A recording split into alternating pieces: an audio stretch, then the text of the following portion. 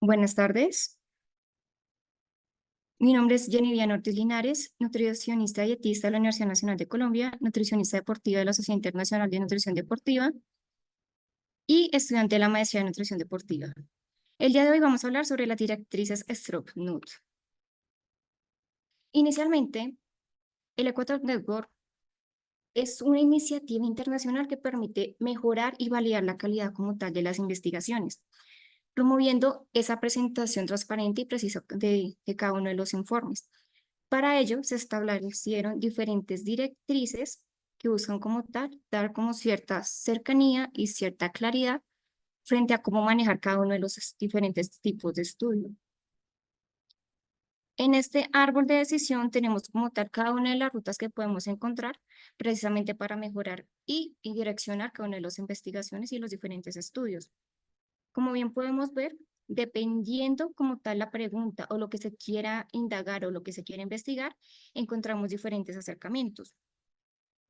Prisma se utiliza más que todo para estudios sistemáticos, Stroop para lo que son estudios observacionales, ARRI lo que es para animales y KER lo que son para casos clínicos. Ya entrando en materia, vamos a entrar a lo que son las guías Stroop. Las guías Stroop son como tal una directriz, una guía para generar como tal cada una de las investigaciones. En la epidemiología nutricional hay una relación entre lo que es la ingesta de alimentos y lo que es la salud humana. Hay cierta preocupación por parte de los investigadores teniendo en cuenta que la falta de detalles metodológicos pueden generar una baja calidad en las investigaciones, un mal acercamiento, unas malas conclusiones, incluso una mala implementación. Es por eso que las guías Stroop surgen como esa alternativa para generar ciertos lineamientos para enfocar cada una de las investigaciones. Y es aquí donde Stroop-Nut es una ampliación de las guías Stroop, entendido, como bien se mencionó, como un conjunto mínimo de recomendaciones para la presentación de esos estudios, esos informes observacionales, mejorando como tal esa transparencia y la calidad de los artículos. ¿Cómo se realizó? Se reunieron 3 grupos de investigadores en los cuales tenían cierta iniciativa frente a esta temática. Y como tal, 21 miembros coordinaron como tal el estudio. Se utilizaron diferentes metodologías, entre ellos fue lo que fue la bola de nieve. Se realizaron diferentes divulgaciones por las páginas web de Stroop-Nut y asimismo generando esa participación y ese acercamiento de las diferentes personas para facilitar y para mejorar como tal cada una de las investigaciones. En total se invitaron a 150 expertos, de los cuales 53 hicieron como tal aportes en cada una de las rondas. Se realiza una reunión Delphi, es decir, que se reúnen un conjunto de personas y cada una de ellas empieza como a exponer cada uno de los ítems, cada una de las temáticas que ellos tenían ahí como tal previstas y se generó una aceptabilidad cuando se genera un acercamiento entre el 70 y el 80%. En total se agregaron 24 recomendaciones de epidemiología nutricional, en las cuales se encuentran lo que es el 22.1 y el 22.2, que ahorita lo vamos a ver. Inicialmente, el título y el resumen. El título y el resumen es uno de los aspectos que más llama la atención de cada uno de los lectores. Permite la adecuada indexación y recuperación como tal de los estudios. ¿Qué nos dicen las guías Stroop-Nut? Se tiene que definir adecuadamente el método de evaluación dietética. Asimismo, lo que es el resumen se tiene que indicar lo que se hizo y lo que se encontró. En la parte introductoria, tenemos como tal lo que son los antecedentes y la justificación, los objetivos específicos, y asimismo dar una alusión a lo que es la hipótesis. Seguido de ello, tenemos lo que son los métodos, ese diseño de estudio, esos ajustes, lo que es el entorno, aquellos factores externos que pueden degenerar o pueden influenciar lo que es la investigación. Acá tenemos que generar esas características del entorno que pueden afectar esos aspectos nutricionales, es decir, que está afectando como tal la ingesta de alimentos. Si estamos en una festividad, si estamos en una fecha especial, si la persona se encuentra en un periodo de ayuno, también hay que tener en cuenta en dónde estamos ubicados, si es un área rural, si es un área urbana. Todos esos factores que puedan llegar a generar esa influencia como tal y que pueda afectar la ingesta de alimentos, hay que tenerla en cuenta en cada uno de esos aspectos. Seguido de ello, tenemos lo que son los participantes. En los estudios de corte, en los estudios de casos y controles, en los estudios transversales, se tiene que definir adecuadamente cómo se hizo la selección de los participantes y por qué se escogieron, cuál fue su seguimiento, cuál fue la elección, cómo se hizo esa selección. Como tal, en los estudios de cohorte, en el estudio emparejado, indicar cuáles son los casos expuestos, los casos no expuestos, esos estudios de casos y controles, indicar como tal el número. El NUT 6 hace alusión a las características nutricionales para incluir o excluir a los participantes. Hay que indicar adecuadamente esa característica de ese participante, es decir, edad, sexo, índice de masa corporal, el tipo de actividad física, a qué está enfocado como tal la investigación. Acá tenemos también la parte de lo que son las variables.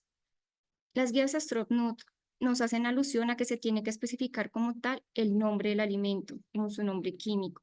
Asimismo, si estamos hablando de alguna receta, de alguna preparación, indicar lo que son los ingredientes, cómo se preparó, la cantidad, indicar también los patrones dietéticos, qué se define como patrón dietético, a qué hace alusión y cómo se llega como tal a ese acercamiento. También tenemos lo que son las fuentes de datos. En el NUT 8.1 tenemos los métodos de evaluación dietética, es decir, si se realizó una frecuencia de consumo, si se realizó un recordatorio de 24 horas, quién lo realizó, si lo realizó un entrevistador, un apoderado o ya fue como tal un autodiagnóstico. ¿Cómo se obtuvo la información? Por medio de llamadas, cara a cara, por alguna aplicación, por algún dispositivo. Indicar de todas maneras cómo se está manejando esa información, si fue por medio de fotografías, si fue por medio de una unidad, si fue por medio de un gramaje, si se utilizó días consecutivos o fueron días separados. Igualmente, indagar con la persona si está manejando o está empleando algún tipo de suplemento. En el NUT 8.2 tenemos lo que es la composición de alimentos. Indicar cuál es la fuente de la composición de los alimentos, el año, si se empleó algún factor de conversión, es decir, si se estaba manejando de cocido a crudo, crudo a cocido, indicar exactamente como cada uno de los aspectos. En el NUT 8.3 tenemos lo que es la parte de los requerimientos de nutrientes, recomendaciones y los valores de referencia. En este aspecto, damos alusión a esa comparabilidad entre lo que es la ingesta de alimentos y el dato de referencia.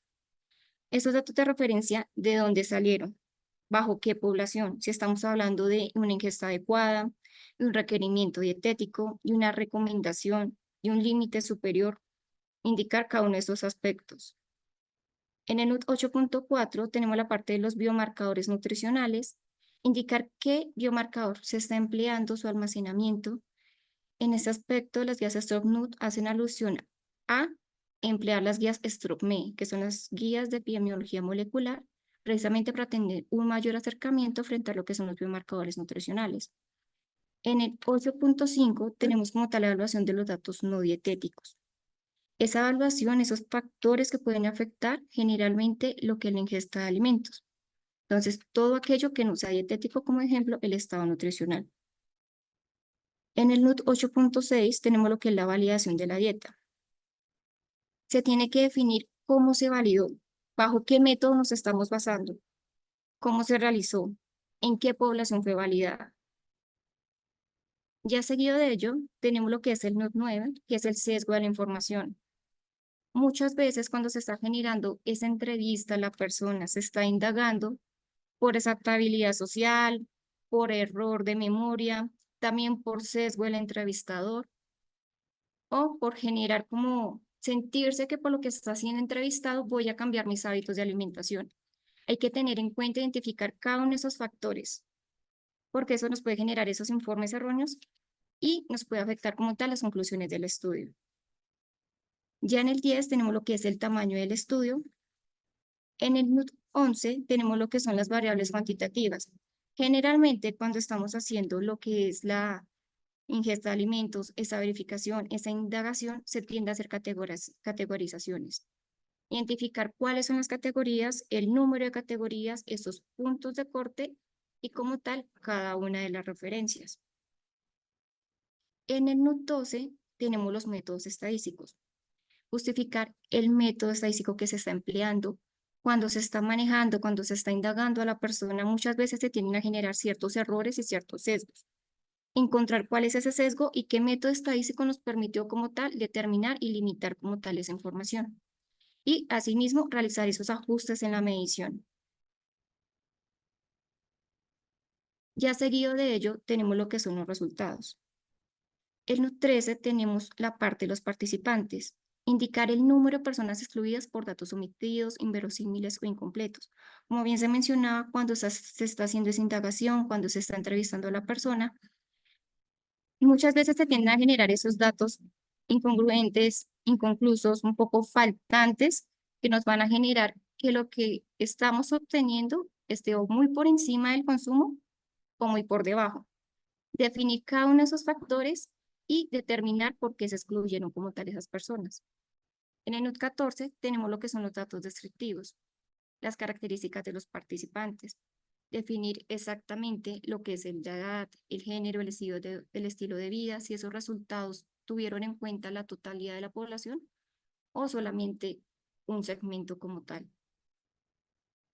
En el 15 tenemos los datos de resultados a lo largo del tiempo, para el caso de ya de estudios de cohorte, resumen de medidas de exposición para casos y controles o número de eventos de resultado para los estudios como tal transversales. En el NUT 16 tenemos los resultados principales. Indicar si se incluyó suplementos o no, o si solamente se tuvo en cuenta lo que fue la ingesta de los alimentos. En el NUT 17 tenemos lo que son otros análisis. El análisis de sensibilidad.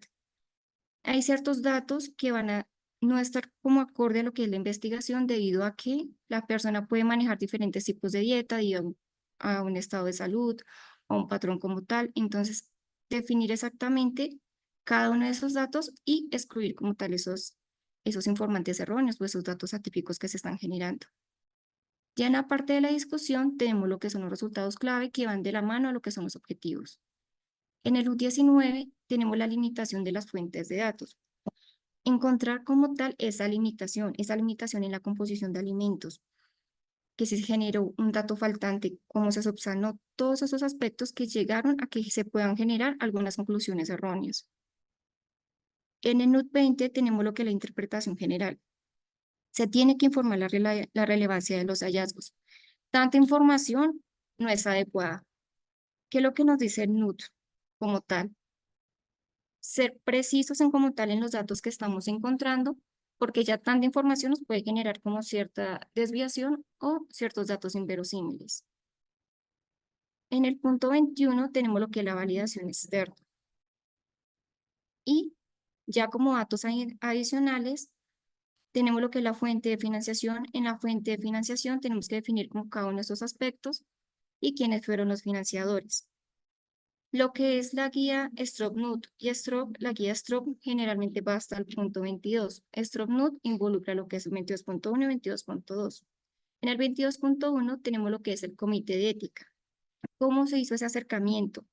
¿Quién hizo esa aprobación? ¿Cómo se realizaron los consentimientos informados? En el NUT 22 tenemos la parte de proporcionar herramientas para la recopilación de datos. Nos menciona que cuando estamos haciendo alguna investigación, es integral, es bueno tener como tal esa recopilación de cada una de las investigaciones, los datos que se obtuvieron. Si el investigador no otorga esos datos, tenemos que hacer un acercamiento y verificar cómo podemos obtener cada uno de los resultados. Las guías STROB-NUT cubren el 94 de las recomendaciones para la presentación de los informes.